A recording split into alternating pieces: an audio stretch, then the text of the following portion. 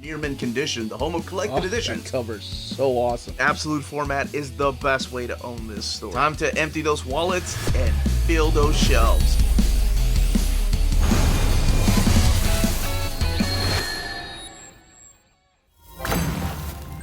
The original X-Men are back, baby. That's right. This is the Uncanny Omar from Near Mint Condition, the home of collected editions. And join me today for your advanced look at the X Factor, the original X-Men Omnibus Volume 1 from Marvel Comics. So let's take a look at this together.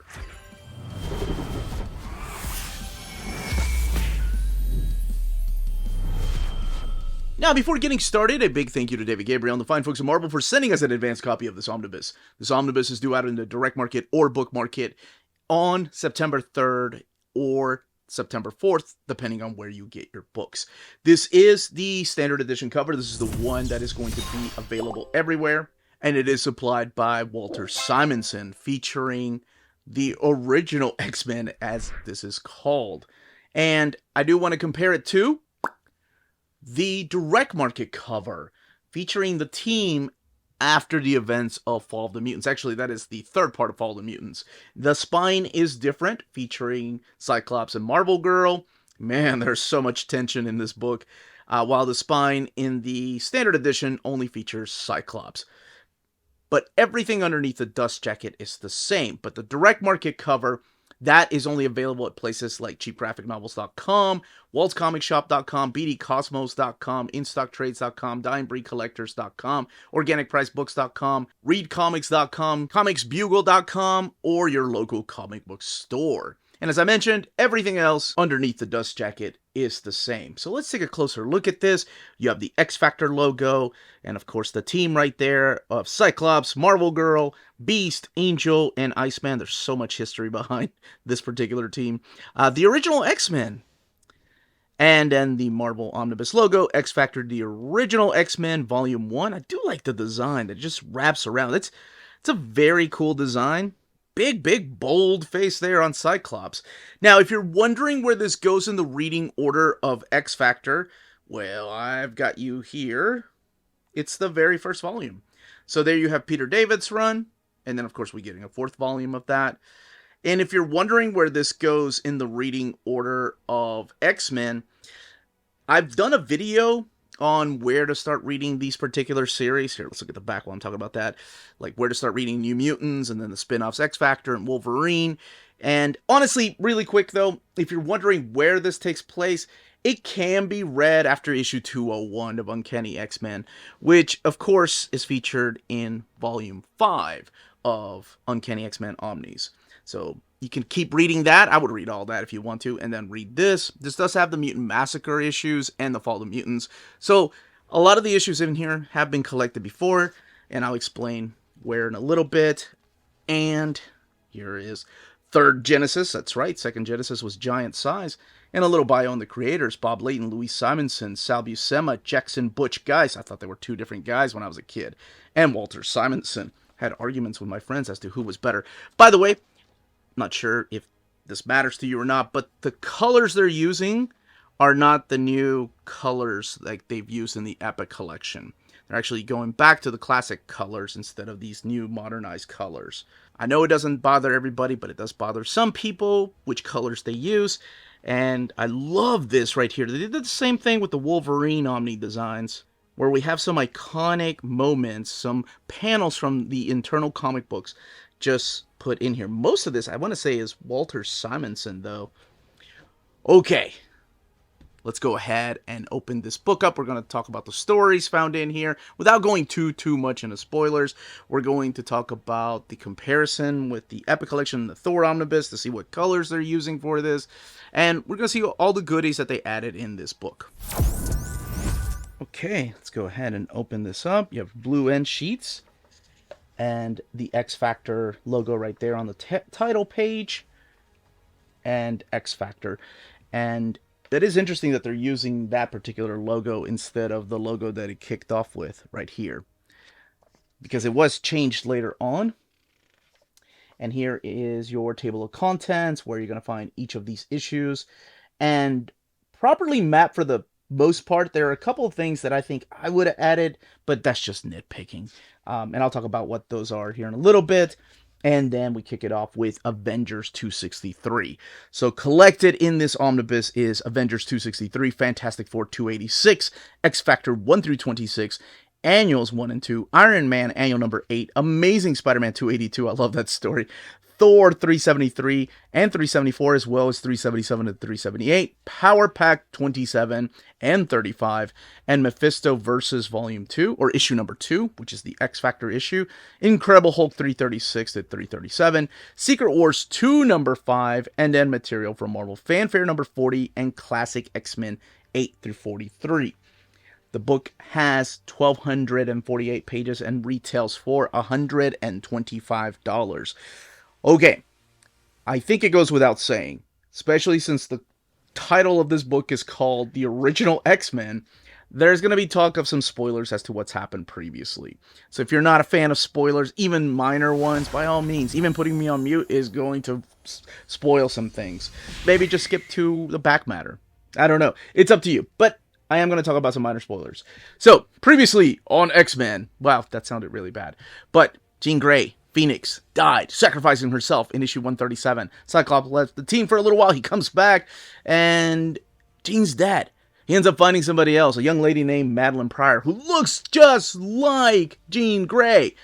And by issue 175, they are married. By issue 200, they don't think that they need two leaders with Professor Xavier gone, so what happens in issue 201? There's a big fight between Cyclops and Storm for leadership of the X-Men. Storm, without powers, defeats Cyclops, who of course was thinking of his wife and kid back at home.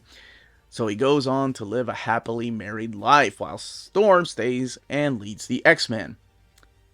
Enter Avengers issue 263, where the Avengers find a cocoon underwater, and who happens to be in that cocoon? Some young redhead saying Scott. Right. Can you imagine being a kid and not having the internet back then? What? Oh, man. And it continues into John Burns. By the way, that was Uncle Raj and Big John Buscema doing this particular book right here. Tom Palmer doing the finishes. And you have, one of my favorite things about this issue is that this is inked by Terry Austin. So you have John Byrne with inks by Terry Austin. And I know some of the pages towards the end had to be changed, but sure enough, it was Jean Grey. She was trapped in a state of suspended animation, and she had no idea that she died. The last thing she remembers is crashing into the water where this entity tells her that they are the Phoenix Force and they are going to save her. Now, if you want to find out more about that entity, I'm glad they did this. The classic X-Men backup stories, those are collected all the way in the back. And that goes into further detail as how, it gets creepy, how this entity took over Jean's body and eventually duplicated it to become the Phoenix. So Jean Grey is alive, Phoenix is still dead, or is she? She wants to get her life back together, and everybody's like, oh, I don't know if that's a good idea. So we go to X Factor issue number 1, Baptism of Fire. So here we have Cyclops married with Madeline Pryor. They have a son that is Nathan Christopher Summers, who later, of course, well, I'm not going to get into that. Woo, maybe I should do a family tree of Cyclops, or Summers family tree. That would be fun. So in this issue, we learn that Cyclops has been having issues with Maddie. They're having marital problems. And part of the reason is because mutants during this time are hated. And I mean hated. We had right around the corner is the Mutant Registration Act. People are just scared of mutants, and he feels like he needs to do something because he has these powers and he's left the X-Men. And Maddie is just upset. She's like, look, we need to work on our marriage first. We have a baby. Let's just work on us. And Cyclops is like, yeah, okay, yeah, that sounds about right. So you have Bobby and Hank and Warren get together, and this is when Candy was with Warren. And I know this looks like he's throwing her in the water, but he's actually saving somebody. Mr. Fantastic reaches out to Warren Worthington III. He gets a phone call and doesn't miss a beat. He just flies. He's like, what? Jean Grey's alive? In this little subplot story, we do meet this young man named Rusty Collins.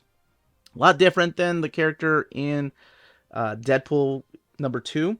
But Rusty's fire powers are awakened when this lady right here that he's introduced to, because he's a Navy officer, and this other Navy officer is like, hey, meet my friend.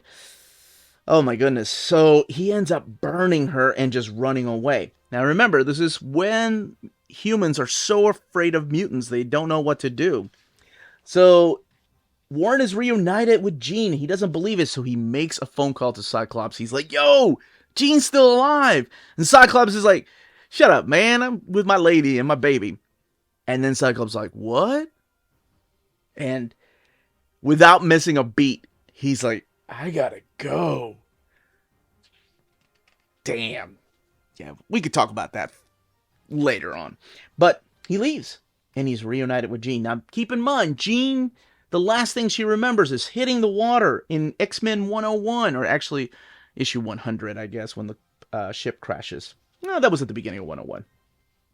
That's all she remembers. She remembers the love that she had with Scott. So she has no idea that much time has passed, nor that he's married. And he doesn't tell her, not at first. So again, she kind of recaps what's happened previously.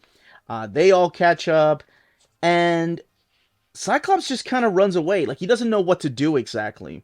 We're introduced to Warren's friend, Cameron Hodge, and with Warren and Beast and Bobby back together, Beast, I called him Beast instead of Hank, and Jean reunited, they decide to do something to trick people into thinking that they are hunting mutants, but instead they're actually recruiting them. So they're going to put together a team and call themselves X Factor, because they can all hide as human beings. Even Beast, well, he will be here in a little bit. However, what they secretly are is a team of 5 mutants that are recruiting other mutants, and they call themselves the Exterminators. So, like, business in the front is X Factor, Exterminators is the party in the back. And that's the idea behind this X Factor. So the Baptism of Fire is recruiting Rusty, who just now learned that he had mutant abilities by accidentally burning that lady. Like, he burned her face off, and that will come to play a little bit later. So he's running away from people. The military wants him. The Navy wants him. Everybody wants him. And then, of course, X Factor comes in, and they tell him what the plan is. They're going to pretend that they've actually captured him, and they're putting him in the ground because they, like, terminated him.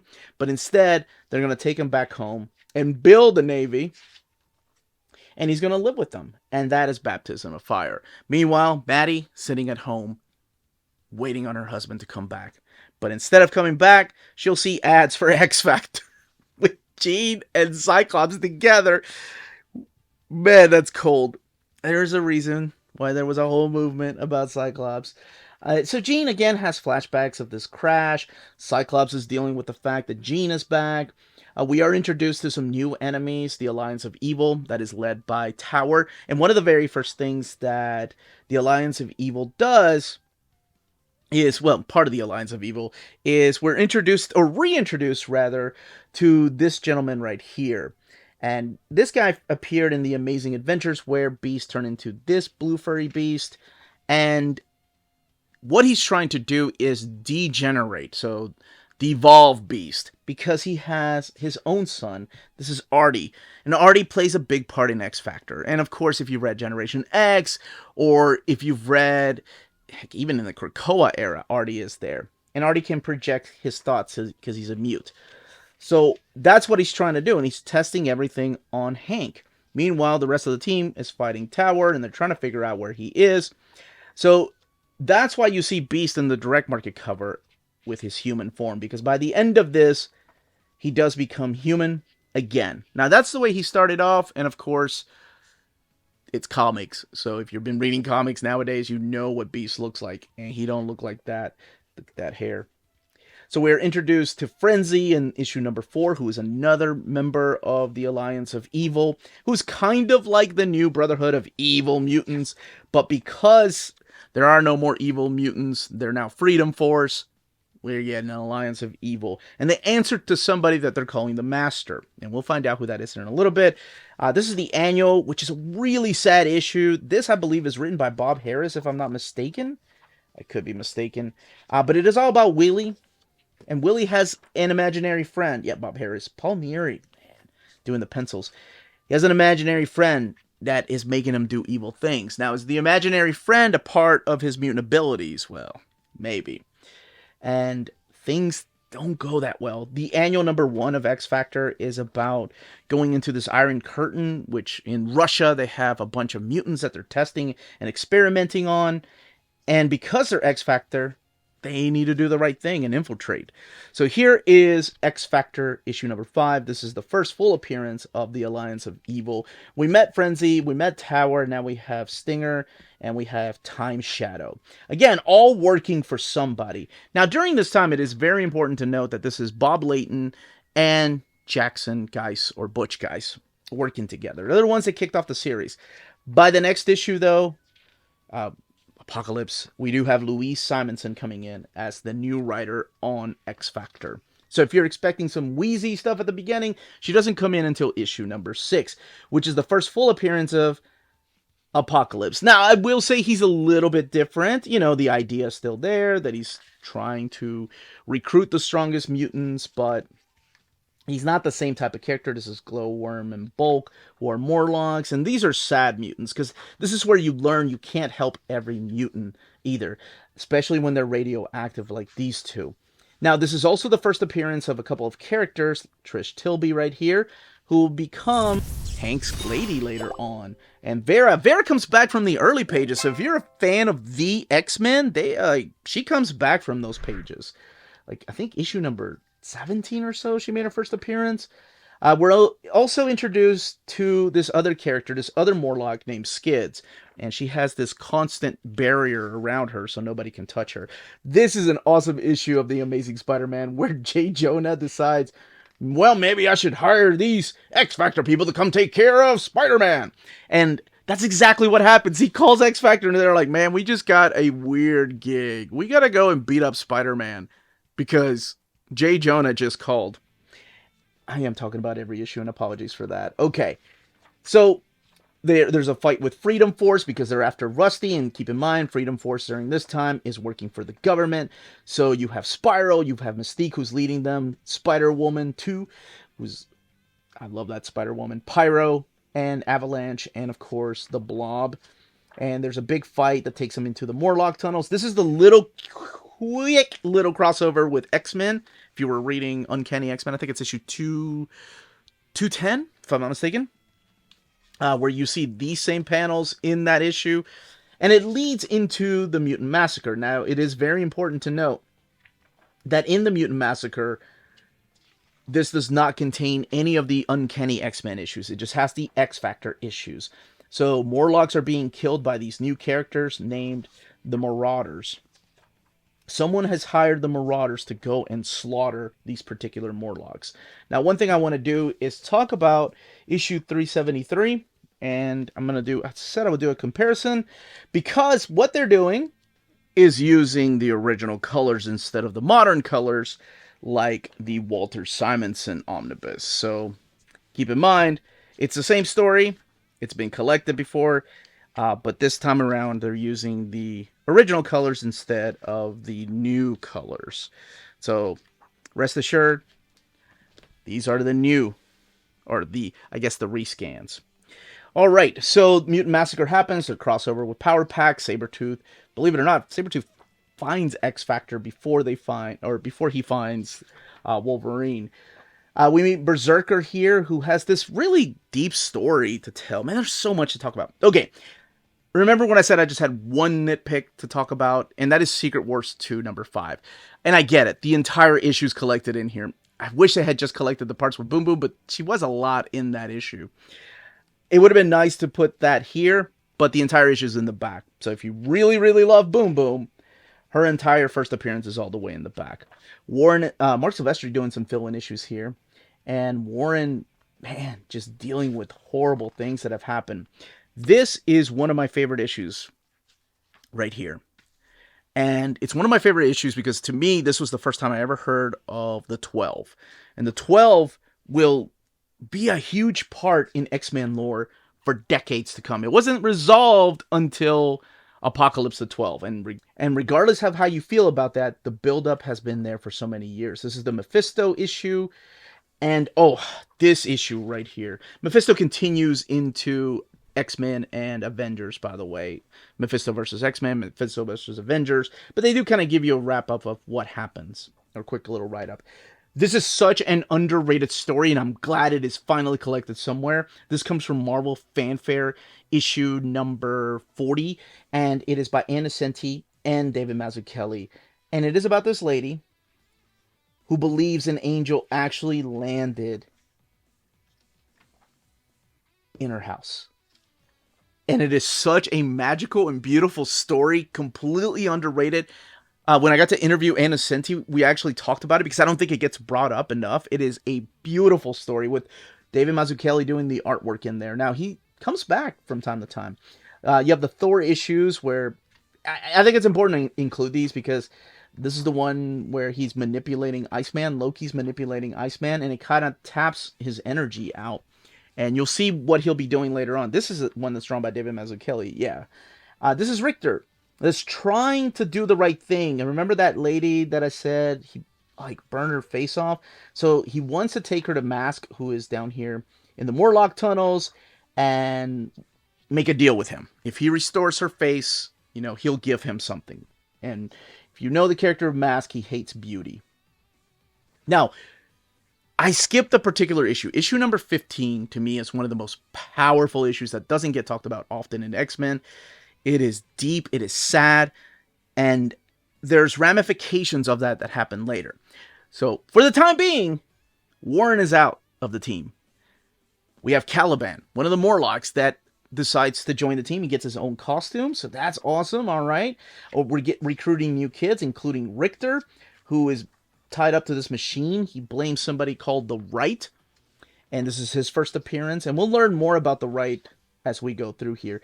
This is annual number 2, which occurs between pages 5 and 6 of X Factor 18, so it's the next issue, and that's pretty much like the next day. So in between days is when this takes place, and it is a confrontation not just between the Inhumans and X Factor, but Quicksilver and the Inhumans and X Factor. And place right, I think when I do my reading order, I actually read it before issue number 18 when I was doing single issues. And you get to find out a little bit more as to what's happening with the characters of the Right. It's this new villains that have shown up. And you also learn exactly what's happening between Cyclops and Jean. He has been trying to call Maddie. So he's trying to do the right thing by this time. He's trying to call Maddie to let her know everything's fine. He wants to come back home. But he can't get a hold of her. So she's gone missing, and he blames himself. And he thinks that Jean is still Phoenix. He doesn't believe that she got rid of it.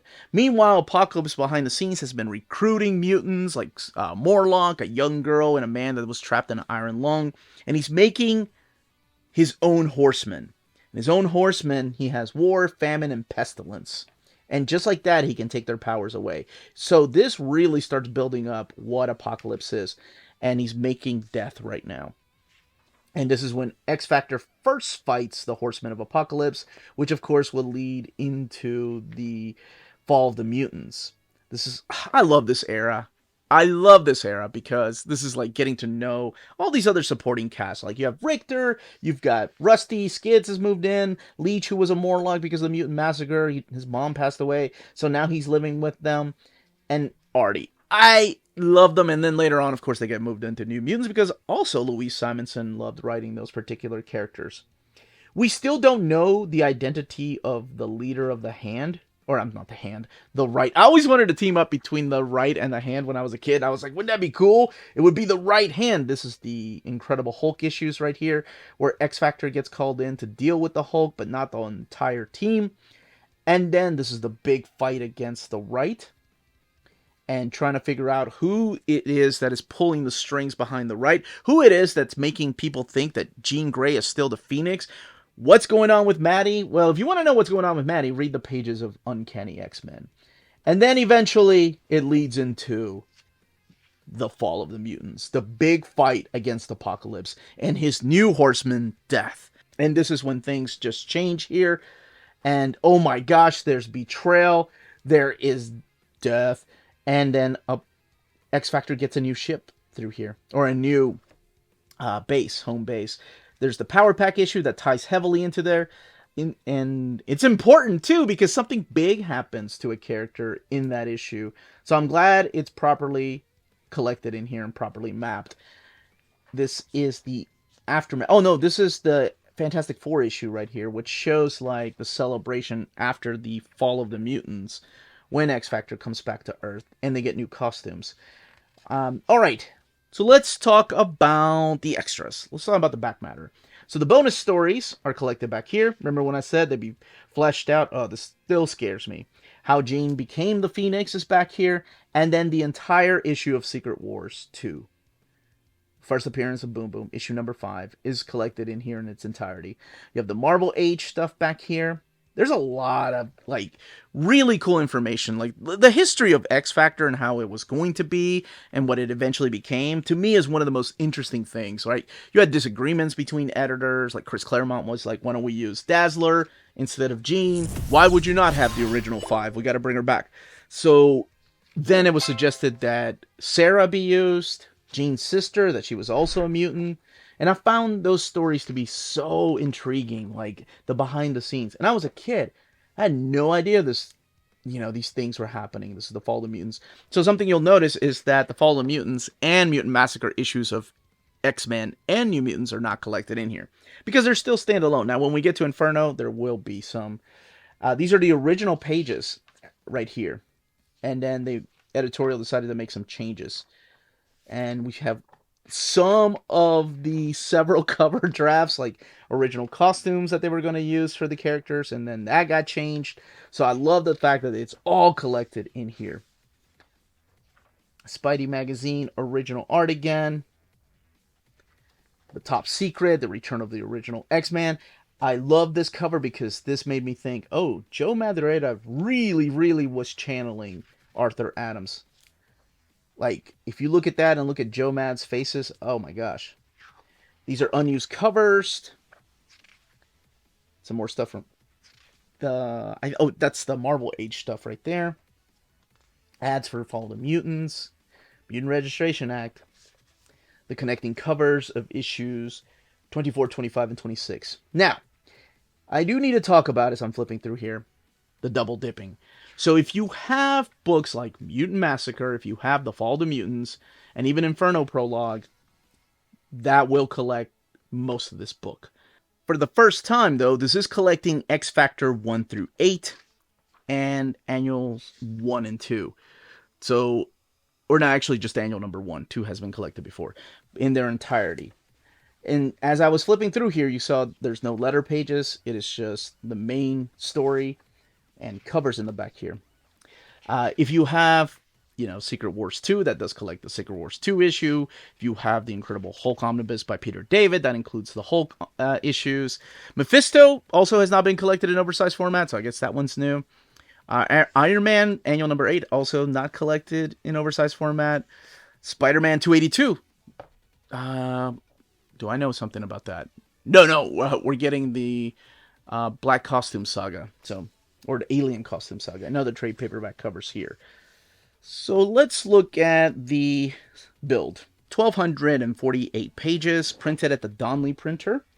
So there's very minimal actual bleed through and gutter loss happening. This is what the frame looks like around the actual covers. The covers are intact. They actually have the words and everything, and the logo and the numbering. But yeah, like, the only thing that is really missing that I wish they had done, and they've done the same thing with like Wolverine Omnis, or even the Peter David X Factor Omnis, there's no letter pages. I think that would have added so much. I love those things. To me, those are like a time capsule. So if you have the Epic Collection, this is actually, you can keep your Mutant Massacre, Inferno Prologue, and X-Men Inferno, no, not Inferno, Fall of the Mutants. But this actually works kind of like a placeholder for these issues. But if you wanted the entirety of X Factor, this is the way, to get it. Now, I know the big question is, what's the difference between this and the prelude to the Mutant Massacre Omnibus? I'll be doing a comparison, but first I have to do that video. So I promise I will be doing a comparison video too, just to see, the pros and the cons to having this an Uncanny 5 or just getting the prelude to the Mutant Massacre, which is a big question that I've been asked about. This particular book brought back a lot of memories. I forgot to mention Destiny was part of the Freedom Force too. I love this era of X Factor. I know, like, some of my viewers are like, it's too hokey, it's okay, or they don't like the New Mutants by Louise Simonson. I absolutely love it. I didn't have a single issue with it. It was my childhood growing up, and it makes me so happy to see, the missing issues finally collected in oversized format. And yeah, completely up to people what they decide to do, right? Go the Uncanny 5 and X Factor one way, or go the Mutant or Prelude to the Mutant Massacre way. But the big question is, what would be in a volume 2? Well, there'll be some uncollected stuff, like the Judgment War stuff will be that haven't been collected in an omnibus format before. Now, before I end, I did want to go back to issue number 4 to do something really quick, and that is to talk about the scan of this cover. I noticed there were 2 or 3 covers that had, like, this type of pattern on it, which means the scan wasn't completely clean, or maybe it's just these colors, but the same thing happened in the Epic Collection here. So rest assured your Epic Collection isn't better than this if you were like, oh man, I should have kept the Epic Collection. Just wanted to make sure people knew. But that's it. Other than that, the restoration on those issues that have never been in oversized format, so beautiful. Oh yeah, and if you have, of course, Fantastic Four by John Byrne Omnibus Volume 2, that is collected in there. One day we'll get a Roger Stern Avengers Omnibus, but for now, that, as they say, is that. If you're interested in purchasing this omnibus, don't forget to check out our sponsors. If you're in Europe and you're interested in buying these books, definitely check out Walt's Comic Shop in Berlin, Germany. They have the cheapest pre-order prices, flat shipping rate of €12 for all EU countries, emails answered within 24 hours, waltscomicshop.com, and you can use the code nearmintcondition at checkout and get free shipping for all EU countries with your first order over €40. That's Walt's Comic Shop, your reliable source for omnis and premium collected editions in Europe. Ding! CheapGraphicNovels.com, your online home for graphic novels and collected editions up to 50% off cover price. They have excellent shipping and prompt and helpful service. Check out their bargain deals for up to 90% off cover price. And don't forget, the CGN also takes pre-orders. That way you don't miss out on the hottest releases. And they are currently running a special promotion for you Minties. If you're a first-time customer, after receiving your order confirmation email, reply back to that email and let them know Near Mint Condition sent you their way. They will then apply a free shipping promotional credit to your next order in the US. Cheap Graphic Novels, your source for the hottest books with the kind of deep discount, quality shipping, and customer service that will keep you coming back for more. And that was the page count, the build, and the content of this book, and of course a quick little comparison with the Epic and the Thor Omnibus. If you have any questions, please leave your questions down below. Don't forget to smash that like button, subscribe, and ring that bell for notifications. And yeah, I'd love to know what you think of this particular era, if this was your X Factor growing up, or did you actually get into it with all new, all different X Factor, Peter David's run, or X Factor Investigations, or even Leah Williams' X Factor run. I would love to know what era of X Factor is yours, or if you've never read it. Any questions, leave them down below, and yes, I will be doing a comparison to the Prelude to the Mutant Massacre Omnibus, but I gotta do that overview first. So make sure you subscribe to the channel. That's it, everybody. Stay healthy and safe out there. Much love.